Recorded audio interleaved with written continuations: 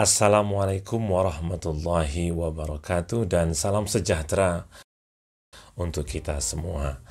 Ada 4 sifat yang wajib bagi seorang nabi, rasul ya, yaitu 1. Siddiq, bermakna benar dan jujur. 2. Amanah, bermakna dapat dipercaya. 3. Fatonah, bermakna cerdas, pinter. 4. Tabligh, bermakna menyampaikan. Itu berarti seorang nabi atau rasul tidak boleh memiliki sifat kebalikannya. Antonimnya yaitu 1. Kizib, bermakna dusta, lawan dari sidik. 2. Khianat, bermakna ingkar, lawan dari amanah. 3. Baladah, maknanya bodoh, dungu, lawan dari fatonah. Dan 4. Kitman, bermakna menyembunyikan, lawan dari tabligh. Sejak di sekolah dasar kita umat Islam sudah diajarkan dalam mata pelajaran pendidikan agama Islam tentang 4 sifat tersebut, dan Rasulullah SAW memiliki serta mengamalkan 4 sifat itu selama hidup beliau. Allah Subhanahu wa Ta'ala pun sudah menyatakan beliau sebagai uswatun hasanah, teladan, yaitu dalam surat Al-Ahzab 21. A'udzubillahi minasyaitonirrajim. Laqad kana lakum fi Rasulillahi uswatun hasanah. Yang artinya sungguh telah ada pada diri Rasulullah suri tauladan yang baik bagi kamu. Maka beruntunglah ya siapapun yang menjadikan beliau sebagai suri tauladan. Dan sebagai rakyat, kita beruntung jika punya pimpinan pemerintahan dari mulai presiden, gubernur, bupati, wali kota, lurah sampai kepala desa yang punya 4 sifat mulia tersebut. Sebenarnya 4 sifat tersebut bersifat universal, berlaku di seluruh dunia. Maksudnya semua manusia, apapun suku, bangsa, dan agamanya, pasti setuju dengan kebaikan 4 sifat tersebut. Dan adalah mungkin bagi manusia, bukan hanya bagi nabi dan rasul, untuk punya 4 sifat tersebut. Tidak harus selevel nabi 100%, tetapi mendekati, berusaha keras ke arah itu. Karena itu, jika kita punya kesempatan memilih pimpinan pemerintahan, maka kita pilih yang rekam jejaknya baik, bersih, dan bagus. Kita pilih calon pimpinan yang sifat karakternya diwarnai oleh sidik, baik dan jujur, kemudian amanah dapat dipercaya, fatonah cerdas berilmu, dan tabligh menyampaikan, transparan. Percayalah, kondisi kehidupan rakyat di sebuah negara tercermin langsung dari kualitas para pemimpinnya atau pimpinannya, baik dalam jangka pendek maupun dalam jangka panjang. Nah, relate ya, berkaitan dengan kondisi atau keadaan Indonesia sekarang, maka pimpinan yang benar-benar punya 4 sifat tersebut akan membuat rakyat sejahtera dan rukun harmonis. Dia tidak akan memberi ruang sedikit pun bagi siapapun untuk mencela atau menghina sesama anak bangsa dengan kata-kata rasis, bahkan fitnah atas alasan atau dasar apapun. Tidak akan ya.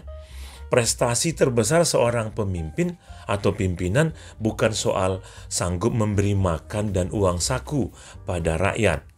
Ya, katakanlah lewat bansos, sembako, dan BLT. Allah Subhanahu wa Ta'ala yang menjamin makan makhluk ciptaannya sejak awal sampai akhir dunia ini. Nabi Sulaiman alaihissalam yang super kaya itu pernah dikisahkan ingin menanggung makanan seluruh penduduk di negerinya, tetapi beliau gagal. Allah Subhanahu wa Ta'ala menggambarkan Nabi Sulaiman sebagai sosok pemimpin yang adil, yang punya kemampuan dalam memimpin, memberi keputusan terhadap perkara-perkara yang dialami oleh rakyatnya.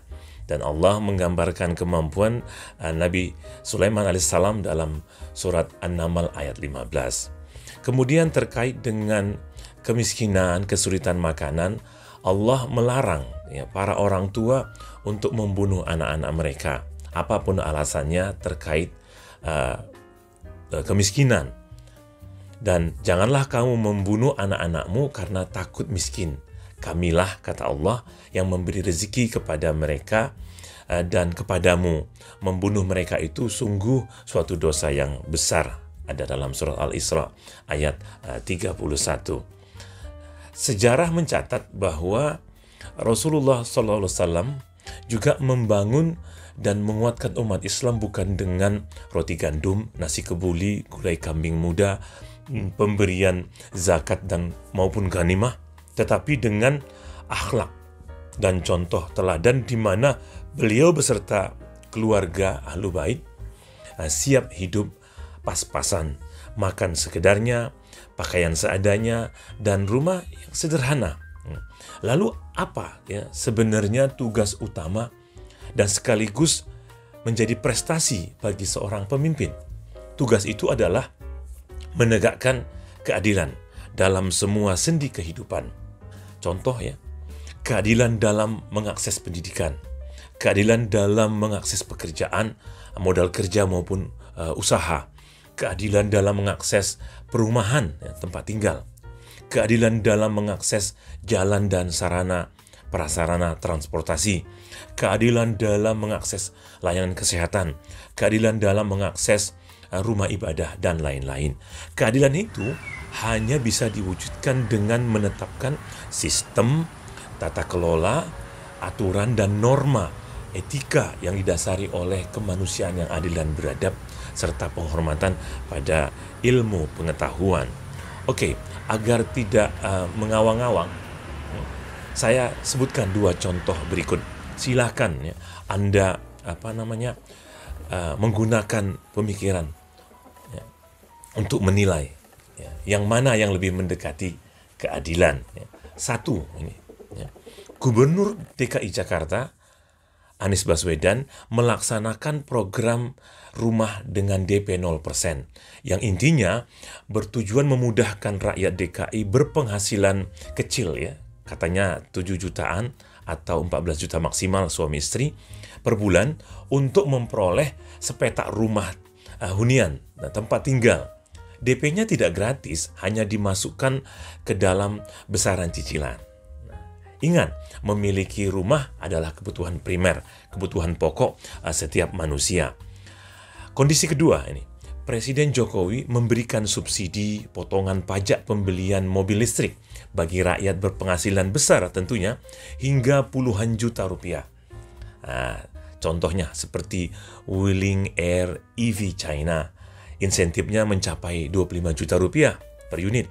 Dan Hyundai Ioniq Korea Selatan, insentifnya mencapai 70 juta rupiah. Ingat, memiliki mobil listrik pribadi bukanlah kebutuhan primer. Aneh tapi nyata, program pemerintah DKI menolong rakyat kecil malah dicemooh, dihujat habis-habisan oleh mereka yang disebut buzzer RP dan mengklaim dirinya sangat toleran. Tetapi di saat yang sama mereka diam, senyap, tak bersuara di saat potensi pemasukan keuangan negara berkurang triliunan rupiah demi menolong rakyat kaya yang untuk punya mobil listrik. Tahun 2023 lalu, besaran subsidi atau insentif kendaraan listrik mencapai 1,6 triliun. Dan tahun 2024 ini diperkirakan meningkat menjadi 4,9 triliun rupiah.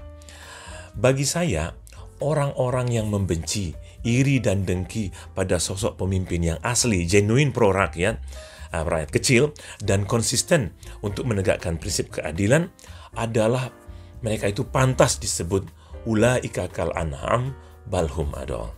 Semoga bermanfaat. Mohon maaf atas kata yang kurang tepat. Sampai jumpa lagi. Wassalamualaikum warahmatullahi wabarakatuh.